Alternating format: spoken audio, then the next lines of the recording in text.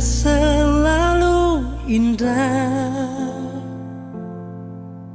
tak seperti yang kuharapkan.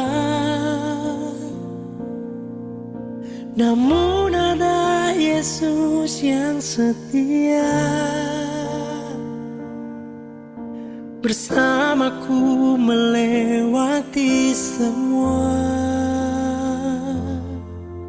Jalanku pun mungkin takkan mudah di dunia tanpa kepastian.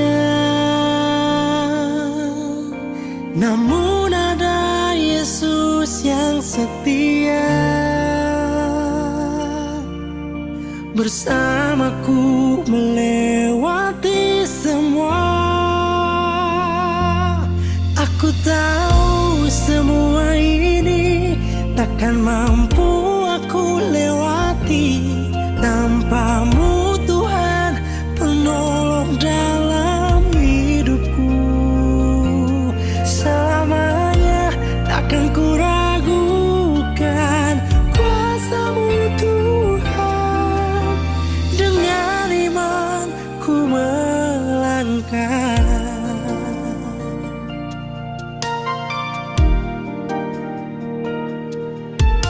Jalanku pun mungkin takkan mudah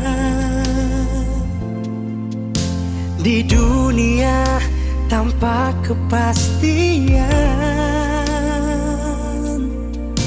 Namun ada Yesus yang setia,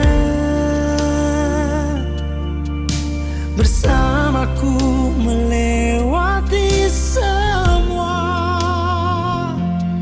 Aku tahu semua ini takkan mampu aku lewati tanpamu Tuhan, penolong dalam hidupku. Selamanya takkan ku ragukan kuasa-Mu Tuhan. Dengan imanku melangkah.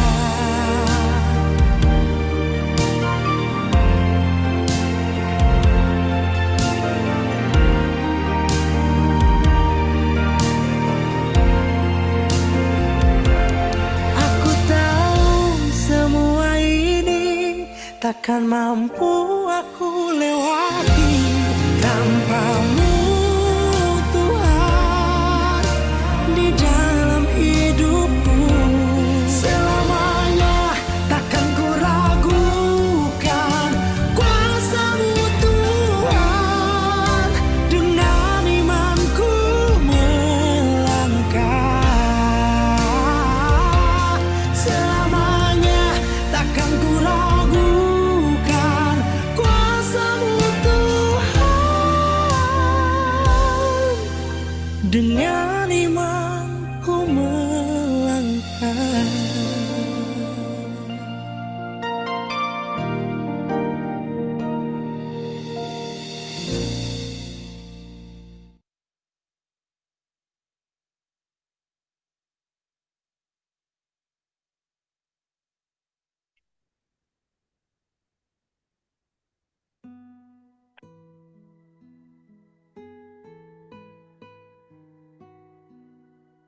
Bapa, terima kasih Tuhan.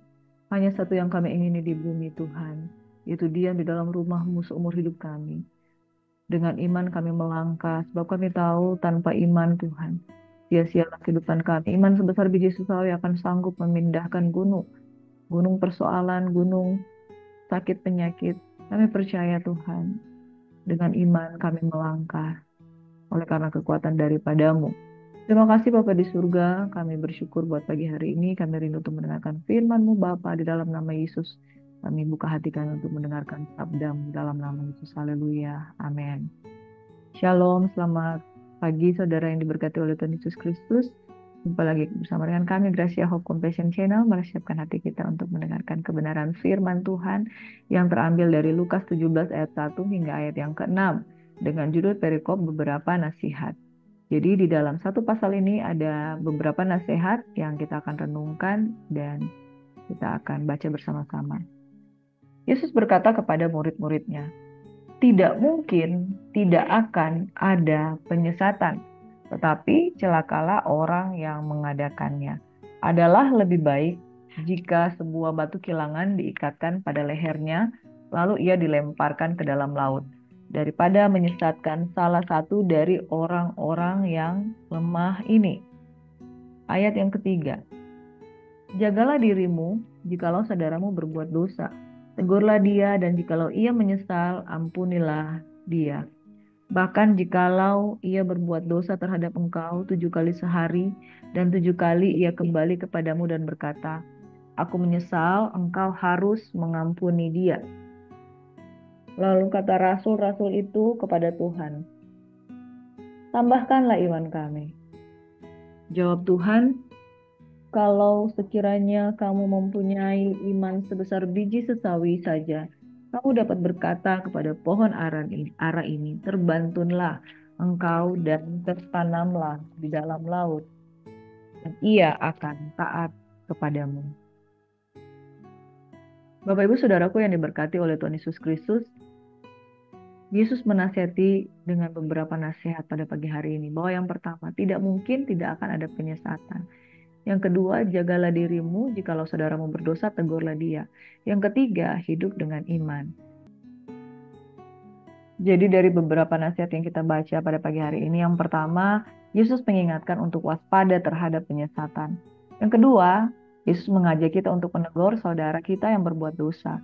Yang ketiga, Yesus mengajak kita untuk selalu memiliki iman. Dalam hidup ini, tanpa iman tidak ada seorang pun yang berkenan kepada Tuhan. Yang pertama tentang waspada terhadap penyesatan di dalam ayat yang pertama dan ayat yang kedua, tidak mungkin tidak akan ada penyesatan, tetapi celakalah orang yang mengadakannya. Why? Celakalah orang yang mengadakannya. Adalah lebih baik baginya jika sebuah batu kilangan diikatkan pada lehernya, lalu ia dilemparkan ke dalam laut, daripada menyesatkan salah satu dari orang-orang yang lemah ini. Kalau kita baca di dalam Amsal 5 ayat 23, ia mati karena tidak menerima didikan, dan karena kebodohannya yang besar ia tersesat. Saudara, orang tersesat karena tidak mau menerima didikan. Orang tersesat karena kebodohan. Lagi Amsal 10 ayat 17.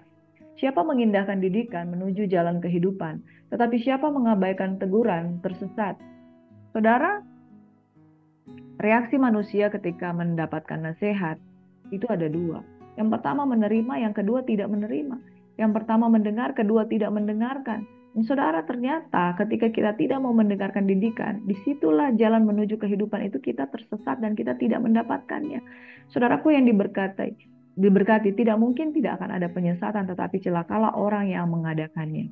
Tapi jangan salah saudara, bukan saja orang yang tidak menerima didikan yang tersesat, tapi justru orang-orang yang berpendidikan, mereka yang membawa pada penyesatan.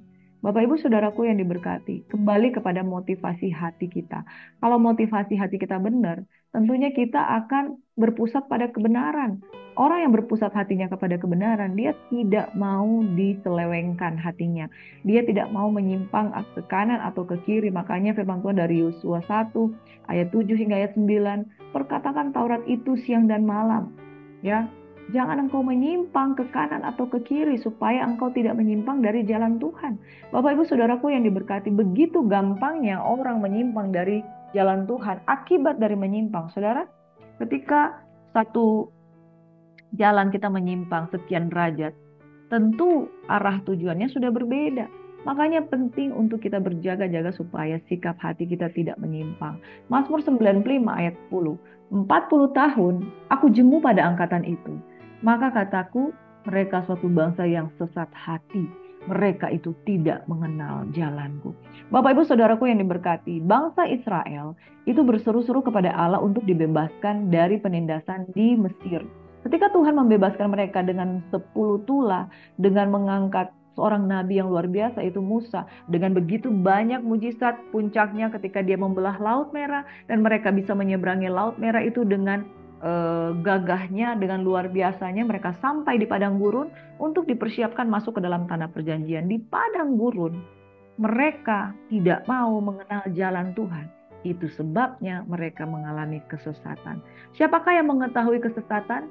Bebaskan aku daripada apa yang tidak aku sadari. Demikian firman Tuhan di dalam kitab Mazmur. Bapak Ibu Saudaraku yang diberkati, kita tidak akan sadar kita sudah menyimpang jikalau kita tidak peka dengan Roh Kudus, karena kita tidak mengenal Tuhan. Saudara, orang yang tidak menerima didikan tersesat. Orang yang tidak mengenal Tuhan tersesat. Orang yang menerima didikan dan tidak menerima didikan, Tuhan akan membuat perbedaan. Orang yang menerima didikan itu akan dituntun kepada jalan yang benar. Tapi orang yang menerima didikan ini juga ada kelompok A dan kelompok B. Orang yang menerima didikan sudah pintar tapi menyesatkan. Kenapa dia bisa menyesatkan? Karena tidak ada pengenalan akan Tuhan. Makanya penting saudara menerima didikan, menerima pengetahuan dari firman Tuhan dari Bapa, dan juga pengenalan yang benar akan Tuhan. Kalau kita cuma menerima didikan, punya banyak pengetahuan tapi tidak punya pengenalan yang benar akan Tuhan, maka saudara pun akan tersesat. Makanya di dalam Hosea 4 ayat 6 berkata seperti ini.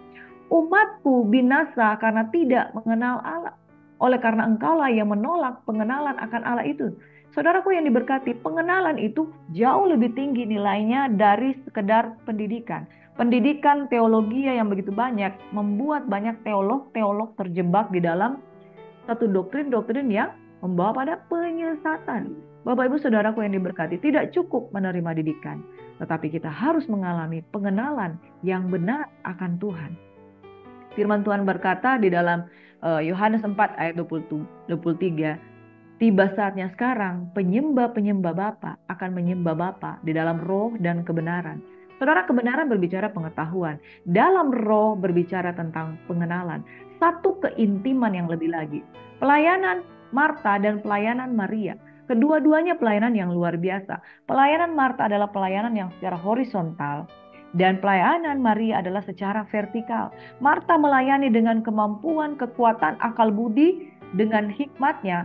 Tetapi Maria melayani Tuhan dengan rohnya, dengan spiritnya, dengan jiwanya yang memuliakan Tuhan. Itu sebabnya saudara, kalau kita mau terhindar dari penyesatan, kita harus menerima didikan, kita harus menjalani kebenaran itu, dan kita harus mengalami pengenalan akan Tuhan. Ginosko. Di dalam kehidupan sehari-hari, ginosko akan sebuah perjumpaan, pengalaman, pengenalan, itulah ginosko yang membuat kita tidak mau menyimpang ke kanan atau ke kiri karena kita kan. Bapak Ibu Saudaraku yang diberkati, ada 12 orang murid yang bersama-sama dengan Yesus. Tetapi ada satu yang tidak setia. Dia dikenal dengan nama Yudas yang mencium Yesus dan kemudian menyerahkan. Lalu dari sisa 11 orang ini, saudara, mereka semua berproses. Petrus ada yang menyangkal Yesus, ada yang menyangkal Yesus. Tapi ada satu juga orang yang bernama Thomas. Dia punya iman karena melihat, bukan karena tidak melihat. Dan dia tidak percaya ketika dia tidak melihat. Bapak Ibu Saudara, kita akan dikenal dari sikap iman kita. Kalau kita mengenal Tuhan, kita pasti tidak akan curiga dengan Tuhan. Orang yang tidak mengenal, dia ingin melihat dulu baru dia percaya. Orang yang tidak mengenal Tuhan, ketika dia dalam penderitaan, dia akan melepaskan kepercayaannya kepada Tuhan. Sadrak, Mesak, dan Abednego adalah 3 orang cendekiawan yang ada di Media Persia. Orang-orang Yahudi yang ketika pengumuman itu menyatakan engkau harus menyembah patung, engkau harus menyembah Allah yang lain. Tetapi mereka tidak mau menyembah patung itu. Mereka berkata, kami tidak mau menyembah patung itu karena kami mengenal Allah mereka. Sekalipun Tuhan tidak menolong, kami tidak akan menyembah patung. Orang yang mengenal Tuhan, dia tidak akan mundur dari imannya. Orang yang mengenal Tuhan, dia akan tetap percaya ya Tuhan itu seperti itu. Dia tidak mau disesatkan barang sesuatu apapun. Ada seorang yang punya latar belakang Kristen, teolog yang kuat, saudara. Tetapi ketika pikiran dia disesatkan, dia pindah ke agama seberang. Apa yang terjadi? Dia menjadi seorang pendakwa di agama seberang. Kemudian dia mulai menghujat kebenaran. Bapak Ibu Saudaraku yang diberkati oleh Tuhan Yesus Kristus. Penyesatan memang ada. Tetapi celakalah orang yang mengadakannya. Lebih baik jika sebuah batu kilangan diikatkan pada lehernya, lalu ia dilemparkan ke dalam laut. Tuhan sangat tidak berkenan terhadap penyesatan. Karena penyesatan dengan bekal ideologi, saudara, akan menggiring banyak orang tidak masuk dalam kerajaan sorga. Yang kedua, tegurlah saudaramu yang berbuat dosa. Jagalah dirimu jikalau saudaramu berbuat dosa, tegurlah ia, dan jikalau ia menyesal, ampunilah dia. Bahkan jikalau ia berbuat dosa terhadap engkau 7 kali sehari, dan 7 kali ia kembali kepadamu dan berkata, aku menyesal, engkau harus mengampuni dia. Di dalam Yesaya 18 ayat 23 firman Tuhan berkata, apakah aku berkenan pada kematian orang fasik? Demikianlah firman Tuhan Allah, bukankah pada pertobatannya supaya ia hidup? Tuhan tidak sekali-kali ingin menghukum orang yang dia tegur, tetapi yang Tuhan kehendaki adalah pertobatan. Siapa menegur orang akan kemudian lebih disayangi daripada orang yang menjilat. Saudaraku, lebih baik teguran yang nyata daripada kasih yang tersembunyi. Orang yang menegur itu karena dasarnya kasih, karena dia tidak ingin saudaranya binasa. Bukan orang yang menjilat dengan mulut-mulut manis, tetapi kemudian dia tidak menuntun orang kepada pertobatan. Di dalam Injil Matius 18 ayat 15 hingga 17, ada beberapa cara untuk menegur saudara kita. Apabila saudara mau berbuat dosa, tegurlah dia di bawah 4 mata. Jika ia mendengarkan nasihatmu, engkau telah mendapatkan kembali. Tetapi jika ia tidak mendengarkan engkau, bawalah seorang atau 2 orang lagi, supaya atas keterangan 2 atau 3 orang saksi perkara itu tidak disangsikan. Jika ia tidak mau mendengarkan mereka, sampaikanlah soalnya kepada jemaat. Dan jika ia tidak mau juga mendengarkan jemaat, pandanglah dia sebagai seorang yang tidak mengenal Allah atau seorang pemungut cukai. Saudara, kriteria di dalam menegur ada beberapa level, yaitu pertama menegur 4 mata. Yang kedua, tegur di depan 2-3 orang saksi. Yang ketiga, tegur di depan jemaat. Kalau saudara sudah melakukannya, maka dosa itu tidak tertanggung kepada saudara. Dasar dari teguran adalah kasih, bukan untuk menghakimi. Teguran itu berdasarkan firman Tuhan. Apa yang tidak ada di firman Tuhan, jangan tegur saudara. Tapi apa yang ada di dalam firman Tuhan itu tegur. 10 perintah Allah, ya. Jangan menyembah Allah yang lain. Jangan membuat patung, saudara. Jangan engkau menyebut nama Tuhanmu tidak dengan hormat. Kuduskanlah hari Sabat. Hormati orang tua, ayah dan ibumu. Jangan membunuh, jangan mencuri, jangan berzina, jangan bersaksi dusta kepada sesamamu manusia. Amin. Jadi saudara, kalau ada yang berzina, itu kita harus tegur. Kalau ada yang membunuh, ada yang bersaksi dusta, ada yang mengingin hak milik sesamamu manusia, tegurlah dia. Dan hukum-hukum yang lain yang tercatat di dalam Alkitab. Saudara tidak bersalah jikalau saudara menegur. Justru dasarnya adalah kasih. Tetapi tegurlah dengan metode seperti yang Alkitab katakan. Tegur 4 mata, 2-3 orang saksi, lalu engkau tidak masalah menegurnya di depan jemaat. Dengan demikian, engkau membawa sesuatu teguran yang membawa pada keselamatan dia. Yang ketiga, saudara, milikilah iman. Lalu kata Rasul itu kepada Tuhan, tambahkanlah iman kami. Jawab Tuhan, kalau sekiranya kamu mempunyai iman sebesar biji sesawi, kamu dapat berkata kepada pohon ara ini, terbantunlah engkau dan tertanamlah di dalam laut, dan ia akan taat kepadamu. Yakobus 2 ayat 17 hingga 19 berkata, demikian juga halnya dengan iman, jika iman itu tidak disertai perbuatan, maka iman itu pada hakikatnya adalah mati. Tetapi mungkin ada orang yang berkata, padamu ada iman dan padaku ada perbuatan. Aku akan menjawab dia, tunjukkanlah kepadaku iman itu tanpa perbuatan, dan aku akan menunjukkan kepadamu imanku dari perbuatan-perbuatanku. Engkau percaya bahwa hanya ada satu Allah saja, itu baik. Tapi setan-setan pun juga percaya akan hal itu, dan mereka gemetar. Saudara, tidak cukup hanya percaya. Dasar keselamatan adalah percaya bukan karena perbuatan yang baik. Tapi ingat, di dalam Yakobus 2 ayat 19, setan pun juga percaya. Mereka percaya itu Yesus, mereka tahu nama Yesus, dan mereka gemetar. Bahkan legion itu yang 3.000 ekor itu lari meninggalkan Yesus karena takut. Saudara, anak-anak Skewa diserang oleh kuasa kegelapan. Tetapi kemudian mereka ketakutan dan lari ketika diusir. Bapak Ibu Saudara, sedangkan iblis saya percaya kepada Yesus dan mereka gemetar. Apakah bedanya dengan kita? Kita harus mengimbangi itu dengan disertai dengan perbuatan. Iman tanpa perbuatan adalah mati. Oleh karena iman, saudara, iman sebesar biji sesawi, Anda dapat berkata pada pohon itu, terbantunlah engkau dan tertanamlah dalam laut, dan ia akan taat kepadamu. Oleh karena iman, masalah-masalahmu akan disingkirkan. Amin. Saudaraku yang diberkati oleh Tuhan Yesus Kristus, firman Tuhan pada pagi hari ini, jangan ada waspada terhadap penyesatan. Dan yang kedua, saudara, mari tegurlah saudara dengan kasih. Yang ketiga, milikilah iman. Nasihat-nasihat tersebut itu Tuhan sampaikan sendiri kepada jemaat Tuhan selama dia hidup melayani di muka bumi ini. Sebab itu, marilah kita juga bertumbuh di dalam pengenalan yang benar akan Tuhan. Mari kita berdoa. Bapa di surga, di dalam nama Tuhan kami Yesus Kristus, kami mengucap syukur untuk kebenaran firman-Mu pagi hari ini. Beberapa nasihat untuk menguatkan, menegur, mengingatkan kami, supaya kami hidup sebagai orang-orang percaya. Kami rindu Tuhan, iman sebesar biji sesawi akan memindahkan gunung. Itu sebabnya kami berdoa untuk membawa pokok-pokok doa bagi jemaat Tuhan yang sedang bergumul dengan kehidupan mereka. Kami berdoa Bapa di surga untuk Pak Antoni dalam pemulihan keluarga, Saudara Rafaela Janulis Tuhan, dalam nama Yesus, anak-anak Tuhan yang sedang sekolah Alkitab, Saudara Jerry Sembolan dan kawan-kawannya sedang sekolah Alkitab, biarnya bertumbuh dalam pengenalan akan Tuhan bersama keluarganya, bapak dan mamanya, supaya mengalami pertobatan sejati dan kakaknya boleh mengalami kesembuhan pemulihan daripada Tuhan. Secara khusus kami berdoa untuk Opung Herliana Siahaan, Tuhan terjadi pemulihan pasca operasi kanker, dia melakukan beberapa kemoterapi. Tuhan Engkau campur tangan, sehatkan, kuatkan, sembuhkan. Oma Eska Maringka, Tuhan selalu Engkau berikan kesehatan, kekuatan, pemulihan di dalam hidupnya. Juga Bapak Hadrianus Napitupulu dan Ibu Nita Sianturi, Ibu Ratni, juga Pak Stephen, juga Pak Lendra, Ibu Elsia dan Pak Atok yang sedang sakit, Tuhan sembuhkan dalam nama Yesus. Pak Iwan yang ada di Jakarta dibebaskan dari kebutuhan ekonomi dan hutang dalam nama Yesus. Opo Maurits Simbolon, Tuhan Yesus. Juga Ibu Hesti Theophilus, sempurnakan kesembuhan, kesehatan, kekuatan menjadi bagian mereka.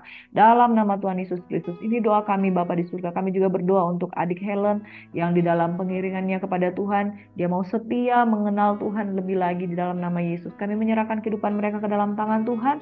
Suci kuduskanlah hamba firman-Mu dan sudah melayani Tuhan pada pagi hari ini. Kami serahkan jemaat Tuhan yang sudah mendengarkan firman.